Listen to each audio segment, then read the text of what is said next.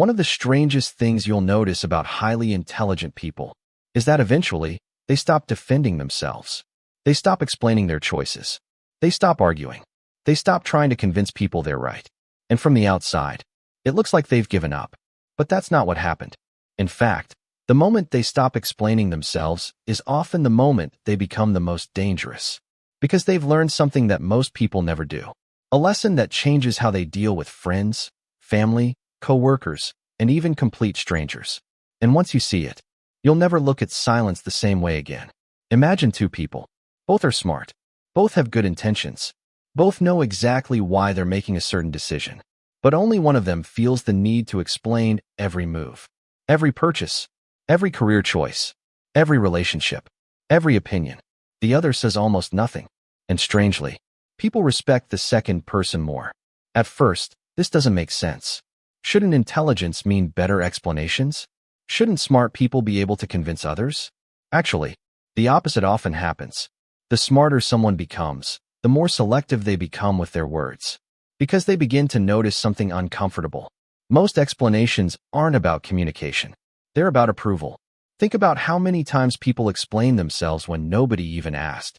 Someone quits a job. Immediately, they start defending the decision.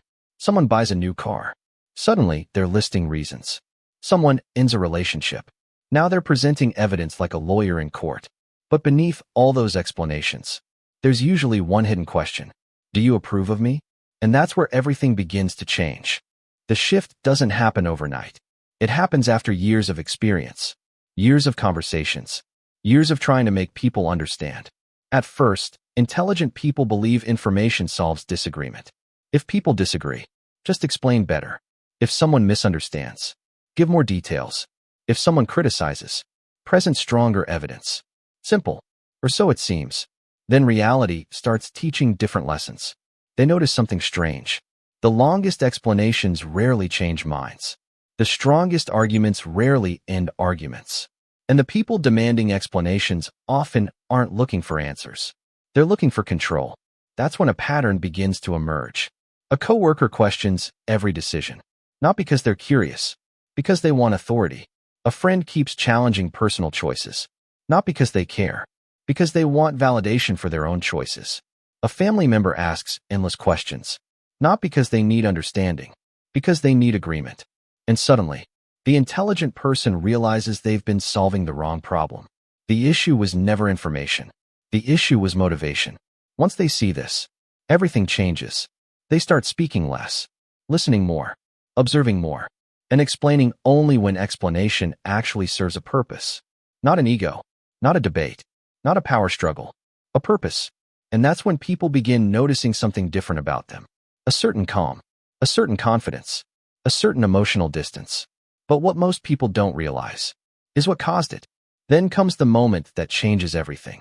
Almost everyone experiences it. A conversation they never forget. Maybe it's at work. Maybe it's with family.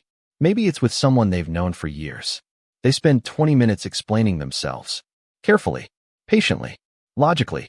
They answer every question, address every concern, provide every fact. And when they're finally done, the other person completely ignores everything they said. Not because they didn't understand, because they never intended to. That's the moment. The realization hits like a truck. Some people aren't listening to understand. They're listening to respond. They're waiting for their turn, waiting for something to attack, waiting for something to disagree with, waiting for something they can use. And suddenly years of frustration make sense. Every exhausting debate, every circular argument, every attempt to be understood. It wasn't failing because the explanation was weak. It was failing because understanding was never the goal. The goal was conflict, or control, or validation. And once intelligent people recognize this, they stop volunteering explanations. Not out of arrogance, out of efficiency. Why spend 10 minutes explaining something to someone committed to misunderstanding it? Why fight for approval from people who already made their decision? Why hand over emotional control to strangers?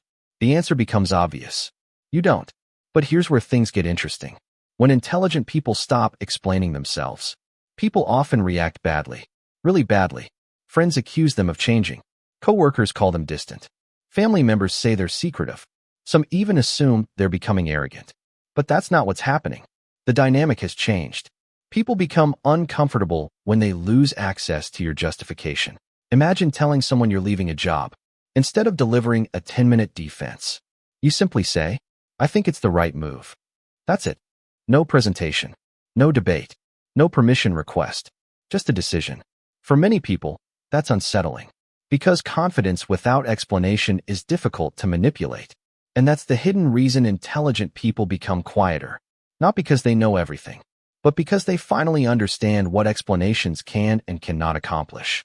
Explanations can inform, they can clarify, they can educate, but they cannot force understanding. They cannot create respect. They cannot make someone value your perspective. And they definitely cannot make everyone approve of your choices. Once this lesson sinks in, a strange freedom appears. The freedom to let people misunderstand you. The freedom to disappoint people. The freedom to make decisions without running a public relations campaign afterward. And that's where real confidence begins. Not when everyone understands you. When you're okay if they don't. The smartest people in the room aren't always the ones talking. Sometimes they're the ones saying almost nothing.